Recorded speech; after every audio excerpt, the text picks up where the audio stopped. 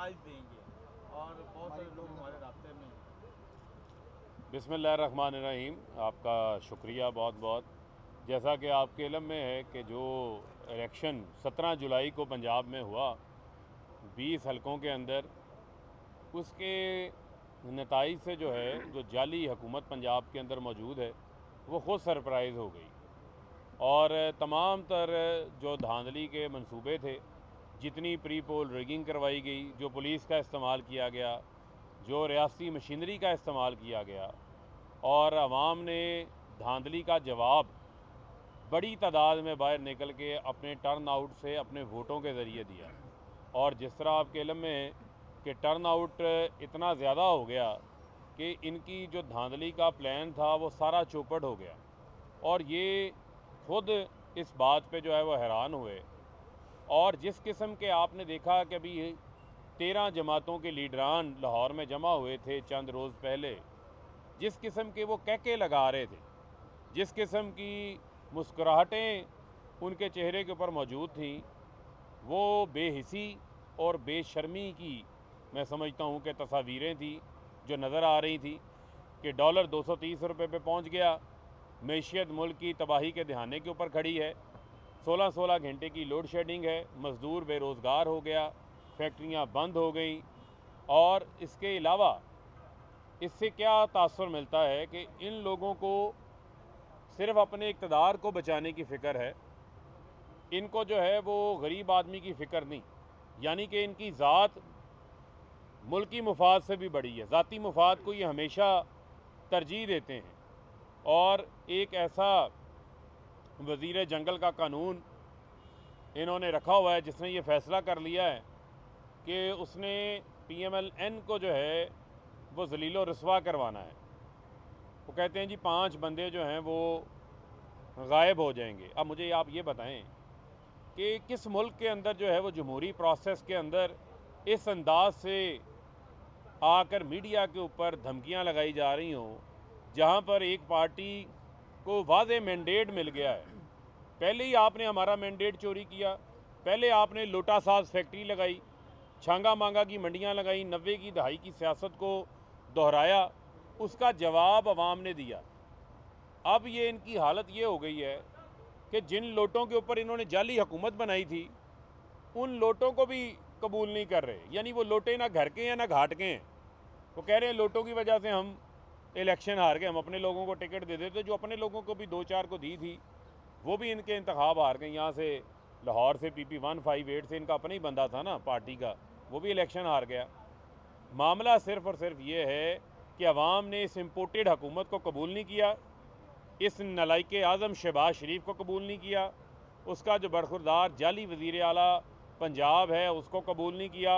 ये अवामी रद्द अमल है और अवाम की ताकत से बड़ी कोई ताकत मौजूद नहीं है।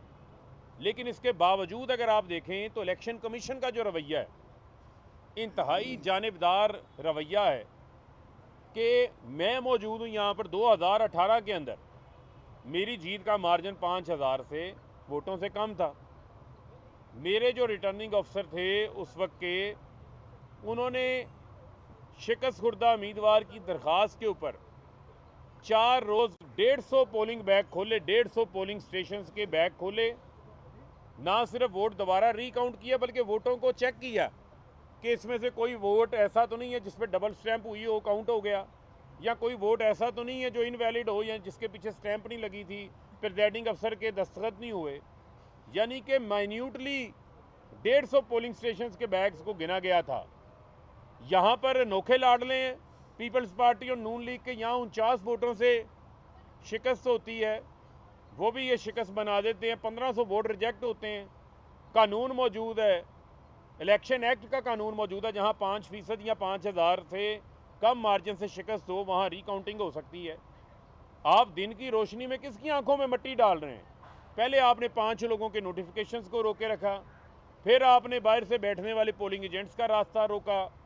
कभी आप अली अमीन गंडापुर की कंपेन करने पर बल्दियाती इलेक्शन में उसके भाई फैसल अमीन को डिस्क्वालीफाई कर देते हैं। तकरीबन 7 से 8 फैसले ऐसे आए हैं इलेक्शन कमीशन के जो कि खिलाफ कानून खिलाफ आइन थे, जो बाद में अदालतों ने टर्न डाउन किए अदालतों से हमें जो है वो रिलीफ मिला, मुख्तलिफ हाई कोर्ट से रिलीफ मिला।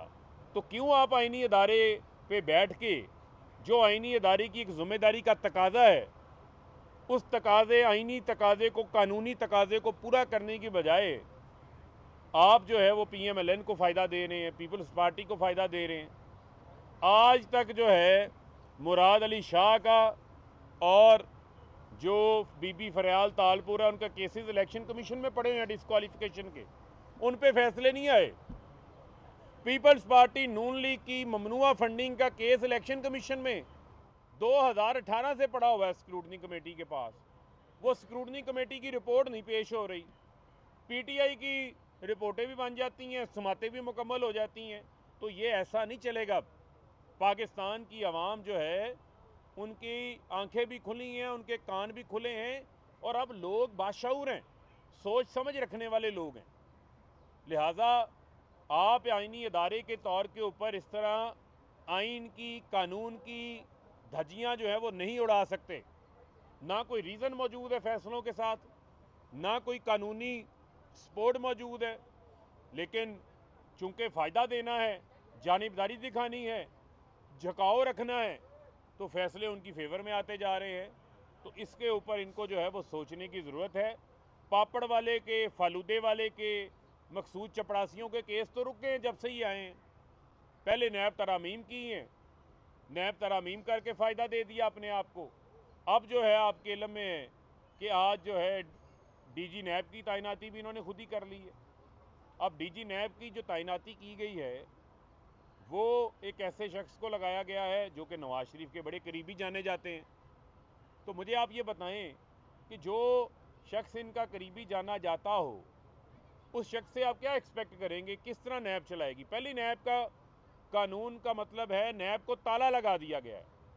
तो इमरान खान तो हक बजानिब है, और ये बार बार कह चुके हैं। जावेद लतीफ़ ने कह दिया, खुरम दस्तगीर ने कह दिया कि हमें तो जी डराया जा रहा था, हम तो इक़्तिदार लेना ही नहीं चाहते थे। अब उसके ऊपर आके जो है वो राना सनाउल्लाह जो है वो कवर अप देना शुरू कर देता है। तो मैं ये बात बड़ी वाज़ेह करना चाहता हूँ, हमारा कोई रुकने सूबाई असम्बली मुझे ऐसा नहीं मिला। मैं 2 रोज़ से यहाँ पे मौजूद हूँ, मियाँ असलम साहब यहाँ मौजूद हैं, अभी ये भी आपसे बात करेंगे। जिसको पैसों की ऑफ़र ना की गई हो, जिसको लालच ना दिया गया हो, लेकिन लोगों ने पैसे को, लालच को मुस्तरद किया, मुल्की मफाद को बालातर रखा हुआ है। और कल जो हमारे नामजद उम्मीदवार हैं चीफ मिनिस्टर के, परवेज़ लाई, वो यहाँ से वाज़े अक्सरियत से आप देखेंगे कि इंशाल्लाह पंजाब के वज़ीर आला भी मुंतखब होंगे, और जो जाली इक़्तिदार यहाँ से पिछले 3 माह से पंजाब के अंदर कायम है, उनको भी जवाब मिलेगा। और जितने जाली हुक्मनामे दिए गए हैं, जितने जाली तौर के ऊपर इख्तियारात का इस्तेमाल करके वसाइल का ज़िया किया गया है, वो पैसे भी जो है वो हमजा शबाज से रिकवर होने चाहिए। मियाँ साहब ज़रा आप भी बात। अच्छा मियाँ साहब, एक मिनट तो मियाँ साहब को करें। इतना सवाल करने का आपको बिल्कुल इजी बात कर लेंगे कि बहुत शुक्रिया जी, थैंक यू वेरी मच। देखें, पिछला जो इलेक्शन वज़ीर आला पंजाब का हुआ, जिसके अंदर तकरीबन 25 के करीब लोटे बने, और इस मुल्क के अंदर एक दफ़ा फिर 85, 88, 90, 93, 96 तमाम अदवार की तारीख़ को दोहराया गया, और नून लीग ने साबित किया कि उसने हमेशा धौंस धांधली, पैसे के ज़ोर पर लोगों के ज़मीर ख़रीद कर उन्होंने हुकूमत बनाई है।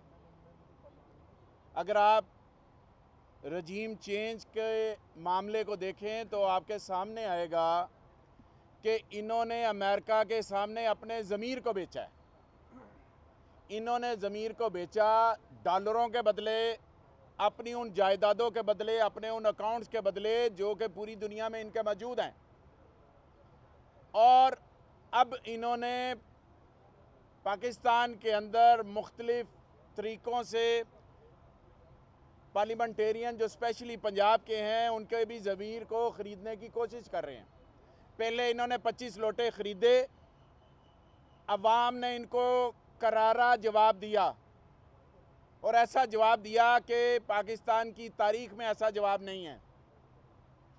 अवाम ने पूरी तरह इनको मुस्तरद किया, और एक दफ़ा फिर आप सिंध से एक आदमी जो कि ब्रोकर है, जो मिस्टर 10% के नाम से मशहूर है पूरी दुनिया के अंदर, उसने यहाँ पर आके एक मवेशी मंडी लगाने की कोशिश की है। वो जो अमेरिका से इनको डॉलर मिले हैं वो बिलावल हाउस में रख के बैठ गया है, लोगों की कीमतें लगा रहा है और लोगों की कीमतें लगा के फ्री खरीदारी करने की कोशिश कर रहा है। हमारी फीमेल MPA, मेल MPA तमाम को मुख्तलिफ़ तरीक़ों से, मुख्तलिफ़ वाये से अपने मिनिस्टरों के ज़रिए, हमज़ा के मिनिस्टरों के ज़रिए, उनकी ख़वातीन के ज़रिए जो MPAs हैं इनको ख़रीदने की कोशिश की जा रही है। कल आपने 3 एफिडेविट भी लिए, वो 3 नहीं हैं, वो 14 बंदों के एफिडेविट हैं, 3 के नहीं हैं, 3 आ गए हैं, बाकी भी आ जाएंगे। तो इसका ये मतलब हुआ कि इन्होंने अपना इक़्तिदार हासिल करने के लिए ये किसी हद तक भी जा सकते हैं। और एक बात याद रखी जाए कि जो अफसरान इस काले धंधे के अंदर पड़े हुए हैं अपने आप को दूर रखें। वो अभी 25 मई के वाक़या का जवाब देने के लिए तैयार रहें। ये उनसे जवाब नहीं दिया जाएगा तो एक नया कट्टा मत खोलें।